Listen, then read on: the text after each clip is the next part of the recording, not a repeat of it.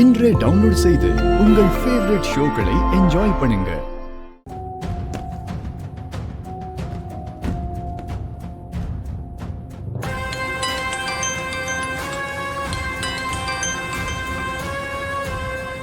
Hello.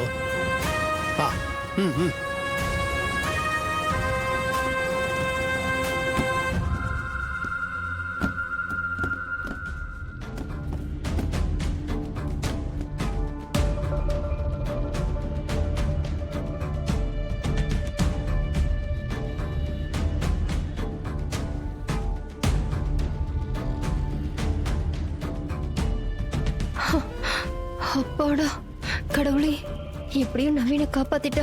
ரொம்ப நன்றி.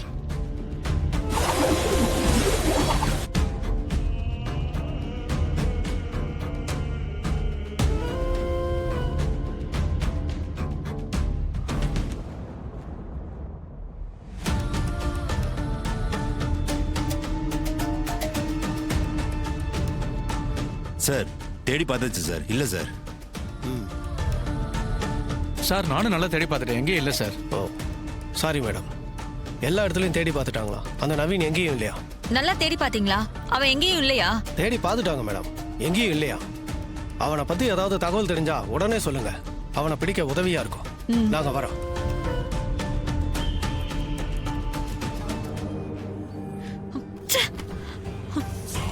நினைச்சேன் இந்த மாதிரி ஏதாவது தில்லாலங்கடி வேலை செய்வான்னு நினைச்சேன். அதனாலதான் பத்திரிக்கைய மாப்பிள்ளை வீட்டுல இருந்து வாங்கிட்டு வந்தப்ப செக் பண்ணி பார்த்தேனே. அப்ப மாப்பிள்ளை பேரு செல்வம்னு கரெக்டா தானே இருந்தது. இப்போ மாப்பிள்ளை பேரு நவீன் இருக்குன்னா அவன் திருட்டுத்தனமா இன்னொரு பத்திரிக்கையும் அடிச்சிருக்கணும். அவன் எல்லாத்தையும் பிளான் பண்ணி தான் செய்யறான்னு நல்லா தெரிஞ்சு போச்சு. அந்த நவீன கல்யாணத்தப்ப எப்படியாவது கூட்டிட்டு வந்து துர்கா கழுத்துல தாலி கட்ட வைக்க எல்லா ஏற்பாடும் பண்றான். கண்டிப்பா இது நடக்க விடாம நம்ம தடுக்கணுங்க. அந்த நவீன போலீஸ்ல புடிச்சு கொடுத்தா தான் மண்டபத்துக்கு வராம தடுக்க முடியும். ஆமா, அதுக்கு அந்த டிரைவர் பையல நம்ம ரொம்ப தீவிரமா ஃபாலோ பண்ணணும். அப்பதான் அந்த நவீன நம்மளால கண்டுபிடிக்க முடியும். அவனை மட்டும் போலீஸ்ல புடிச்சு கொடுத்துட்டா நாம நினைச்ச மாதிரி செல்வம் துர்கா கல்யாணத்தை எந்த பிரச்சனையும் இல்லாம நடத்தி முடிச்சிடலாம். ஒருவேளை நம்மள மீறி அந்த டிரைவர் பைய நவீன கல்யாண மண்டபத்துக்கு கூட்டிட்டு வந்துட்டா? என் அக்காவை பத்தி எனக்கு நல்லா தெரியும். அவளுக்கு அந்த நவீன் தன்னை போய் சொல்லி ஏமாத்திட்டாங்கிற கோவம் நிறையவே இருக்கு. அவனை எப்பவும் மாப்பிள்ளையா ஏத்துக்க மாட்டா. இருந்தாலும் அவனை மண்டபத்துக்கு வரவிடாம போலீஸ்ல புடிச்சு கொடுக்கறதா நமக்கு நல்லது.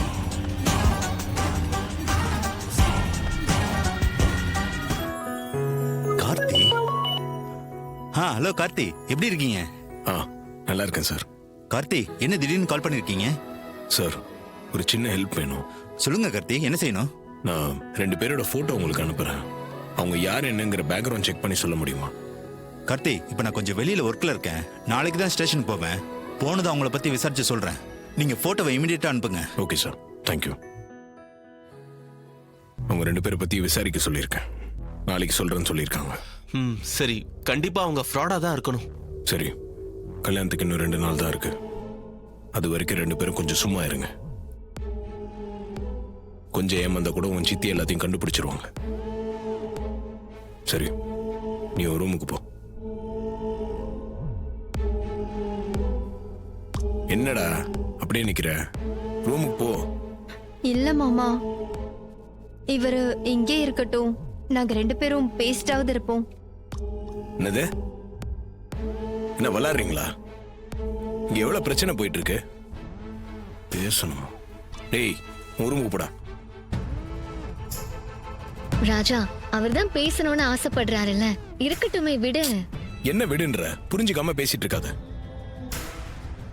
வா, கல்யாணத்துக்கு முன்னாடி பொண்ணு மாப்பிள்ளை இப்படி ஒரே ரூம்ல ஒன்னா பேசிட்டு சந்தோஷமா இருக்கிறது செம்ம ஃபீல். எனக்கு தான் அந்த கொடுப்பனை இல்ல.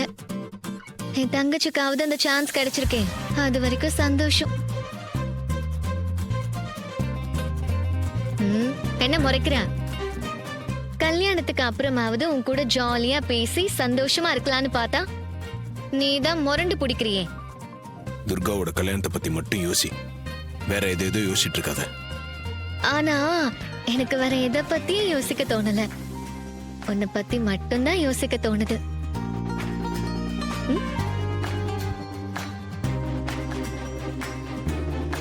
ஏய் இல்லப்பா 2 நாளா நானும் பார்த்துக்கிட்டே இருக்கேன்.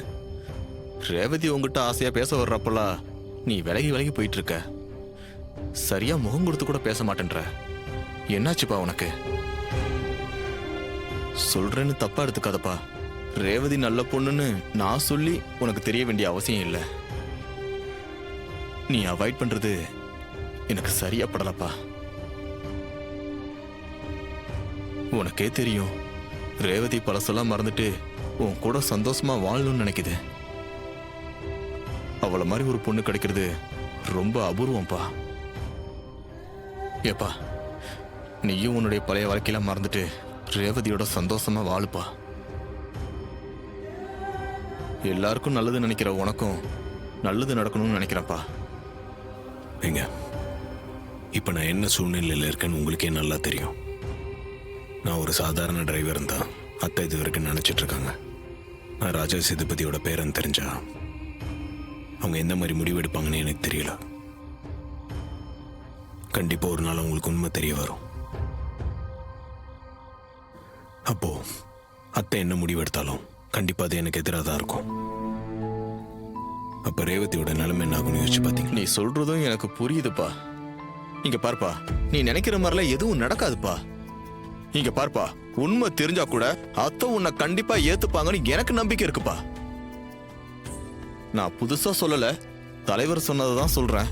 நல்லவங்களை ஆண்டவன் நிறைய சோதிப்பான்ப்பா, ஆனா என்னைக்குமே கைவிட மாட்டான். நீ வேணா பார்ப்பா, உங்க 2 பேருக்கும் நல்லது மட்டும்தான் நடக்கும். பார்க்கலாம். நீ செலக்ட் பண்ண புடவை தான் கட்டியிருக்கேன். எப்படி இருக்கு? இந்த புடவையில 100 தேவதைங்களோட அழகோட இருக்க. அப்படியே பார்த்துக்கிட்டே இருக்கலாம் போல இருக்கு. டேய், இதெல்லாம் உனக்கே ஓவரா தெரியலையா? ஹேய், இதையே நீ ஓவர்னு சொன்னீனா என் மனசுல இன்னொன்னு தோணுது. அத சொன்னா நீ எப்படி எடுத்துப்பியோன்னு தான் தெரியல. அப்படியா? என்ன தோணுது சொல்லு. அது வேணாம், விடு. ஏய், என்னங்கிற கியூரியாசிட்டி கொடுத்துட்டு சொல்லாம இருந்தா எப்படி? சொல்லுடா. இல்ல, இந்த நிமிஷம் அப்படியே ஃப்ரீஸ் ஆகி அப்படியே உன்னையே பார்த்துட்டு இருந்தா போதும் தோணுது.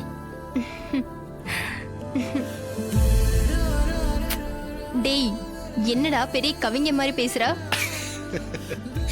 லவ்னு வந்துட்டாலே எல்லாருமே கவிஞன் தான் துர்கா. டேய், நமக்கு என்ன சந்தோஷமா இருப்போம். நம்ம கல்யாணம் நல்லபடியா நடக்கும்ல? அத பத்திலாம் நீ கவலையே படாத, அதெல்லாம் கண்டிப்பா நடக்கும். ராஜா இருக்கிற வரைக்கும் நமக்கு எந்த பிரச்சனையும் இல்ல, சரியா? கவலையே படாத.